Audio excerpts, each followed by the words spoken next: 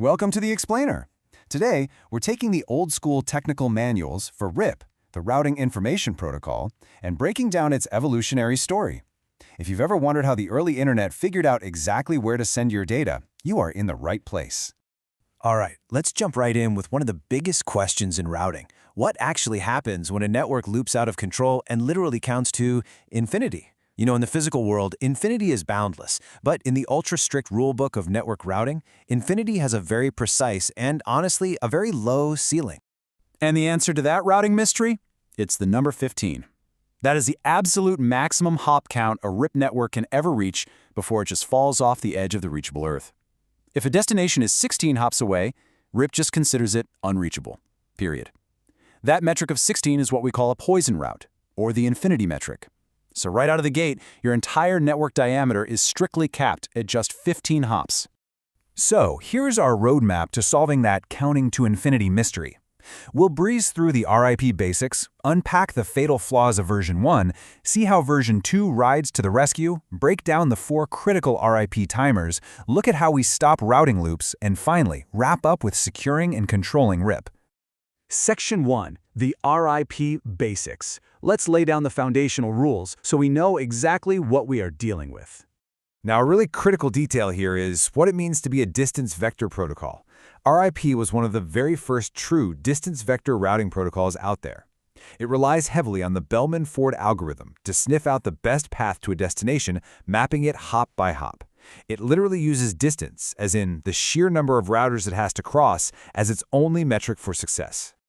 Under the hood, RIP operates with some pretty rigid characteristics. It blasts out its full routing table in periodic updates every 30 seconds using UDP port 520, and it sits at an administrative distance of 120. But hey, pay close attention to this default round-robin load balancing feature. If multiple paths have the exact same hop count, RIP will load balance across them up to 4 paths by default. Sounds great, right? Well, if you've got one path over a blazing fast T1 line and another over a super sluggish 9600 baud link, RIP doesn't care. It will stubbornly shove an equal amount of traffic down both. That can, and absolutely will, cause massive pinhole congestion on that slower link.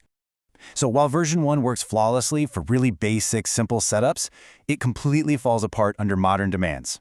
And that brings us to Section 2, Fatal Flaws of RIP v1. Picture this. Router A is our border router. Now, RIP version 1 is strictly a classful routing protocol, which is a huge deal because it means it absolutely does not include a subnet mask with its updates. It just can't handle disconnectus networks. If router A connects a 10.1 subnet to a totally different 192.168 subnet, it assumes it's a border router. And without that subnet mask to guide it, it aggressively auto-summarizes its highly specific 10.1 network into a massive, clunky 10.0.0.0 classful block before passing it along. And watch how this turns into a total nightmare down the line for router B. Say we have router C on the other side doing the exact same thing with its 10.2 subnet. All of a sudden, router B is getting identical summarized 10.0.0.0 routes from both A and C. It's totally confused. Router B now assumes it has 2 equal metric paths to get to the 10.0.0.0 network, and it starts load balancing. If a packet is actually destined for the 10.1 network, router B might just flip a coin and send it to router C instead. The result? Total communication breakdown. Those subnets will literally never be able to talk to each other. The industry desperately needed a fix for this classful chaos, which leads us nicely into Section 3, RIPv2 to the rescue. The evolutionary leap here was an absolute game changer. RIP version 2 is completely classless. That means it finally, thankfully, includes the subnet mask right inside its routing updates. It fully supports variable length subnet masks, or VLSMs. Plus, it stops screaming to the entire network using broadcasts. Instead, version 2 smartly multicasts its updates specifically to the 224.00.9 address, which saves a ton of unnecessary network bandwidth. But here's the kicker. Even when you upgrade to version 2, by default, Cisco routers will still act like it's version 1 and auto-summarize your discontiguous networks. You still have to get in there and manually punch in the no auto summary CLI command. Only then will the router actually push out those highly specific, accurate subnet masks and save you from the communication meltdown we just talked about. Okay, so our IP addressing and masks are finally sorted. Let's peel back the layers and look at the hidden gears keeping everything synced up. Section 4. The 4 RIP timers. Inside every single RIP router, there are actually 4 concurrent countdown clocks ticking away. The update timer pops every 30 seconds. Easy enough. But if a route goes quiet and isn't heard from for 180 seconds, the invalid timer goes off. The route is marked unreachable, which immediately triggers the hold down timer for another 180 seconds. During hold down, the router essentially plugs its ears. It suppresses any new updates about that route just to prevent accidental loops. And running at the exact same time as the invalid timer, we have the flush timer at 240 seconds. That means exactly 60 seconds after a route is marked invalid, it is completely purged from the routing table. And listen, these timers have to be identical across all your routers, or you are asking for massive network instability. So what happens when these timers get crossed during a sudden network failure? We're tackling that exact threat in Section 5, Stopping Routing Loops. All right, let's walk through this step by step to see exactly how 2 routers can accidentally trick each other into an endless loop. Say a network drops off router B. But before router B's update timer pops to warn router A's timer goes off first.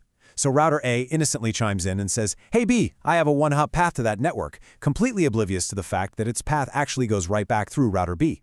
B is thrilled. It thinks, "Awesome, I can reach my failed network in 2 hops through A."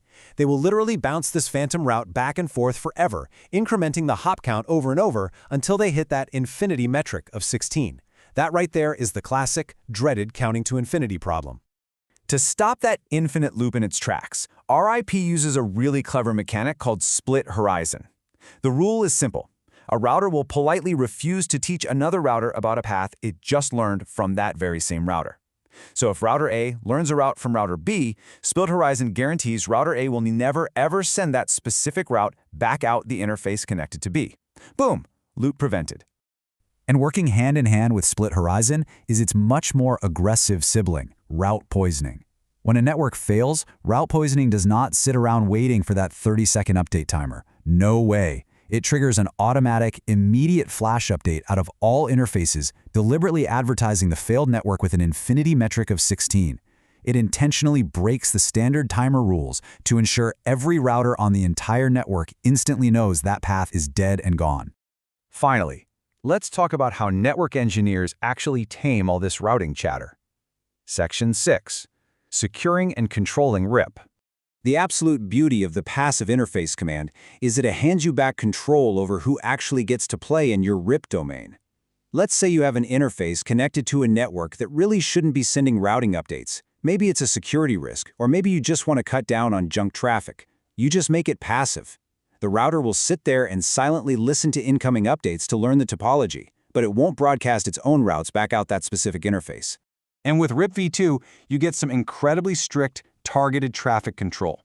Instead of just blasting multicasts everywhere, you can combine passive interface default to mute the entire router, and then use specific neighbor commands to selectively unicast your updates only to IP addresses you actually trust. Add to that, version 2 lets you configure a keychain. This enables shared encrypted password authentication, essentially bulletproofing your routing domain against rogue updates or malicious routers trying to hijack your traffic. It's a real game changer for security. So we've seen how RIP had to evolve, moving away from the clunky, broadcast-heavy limitations of version 1, right into the classless, authenticated, loop-crushing mechanics of version 2. It essentially had to adapt to survive its own fatal flaws. Which leaves us with a pretty fascinating thought. How did these highly structured foundational rules, the hop counts, the route poisoning, the split horizons, how did they lay the groundwork and inspire the incredibly complex modern routing protocols that power the entire globe today? Something to think about. Thanks for joining me for this explainer. I really hope this helped demystify the inner workings of RIP for you.